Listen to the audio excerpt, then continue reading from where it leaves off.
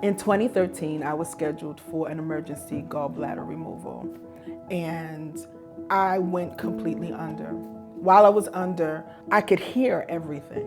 I could hear what the doctors were saying, and I can tell that it was an emergency because they kept saying, "Oh no, oh no, oh no." And it was at that point I went deeper and deeper and deeper. I saw a bright light and I heard the Lord say, "Sing, Desiree." All of my major organs began to fail.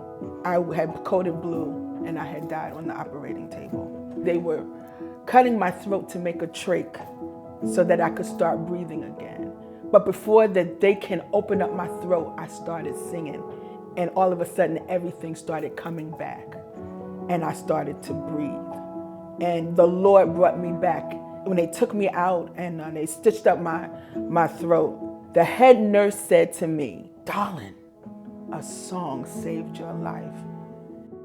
In 2016, I discovered All Nations Worship Assembly through Periscope. My first sermon I remember was through a fire conference when Dr. Stevenson was preaching on Abba. I began to listen on Periscope. I began to listen to all of the times that he would appear and he would come on. And in 2018, he started to do the pop-ups in the different cities. In Philadelphia, Apostle was preaching, "It is my turn." When I heard the subject, I knew that I was in the place that I needed to be. I knew that with it being next, that it was my next to take a hold of life and be willing to live instead of being afraid to die. In 2013, I died myself and God bring me back.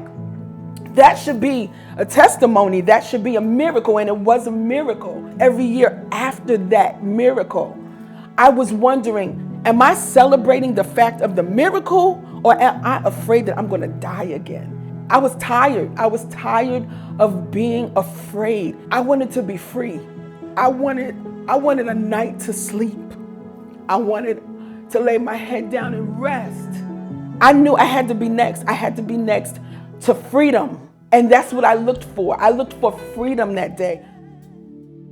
You deserve everything, you Jesus.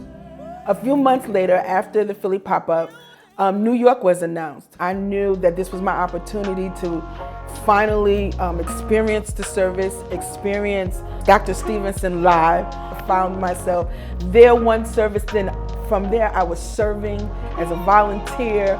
It didn't matter to me one way or the other if I was leading people to seats or wiping up anything off the floor. I was just happy to be in the service, and not only that, but that it was in my hometown in New York.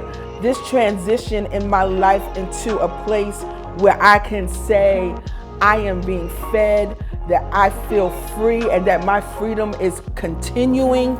And being in New York, being able to serve and be occupied until he comes in this space is the best thing that could have ever happened to me. I'm happy to be a part of Campus 11, and I'm glad I'm home.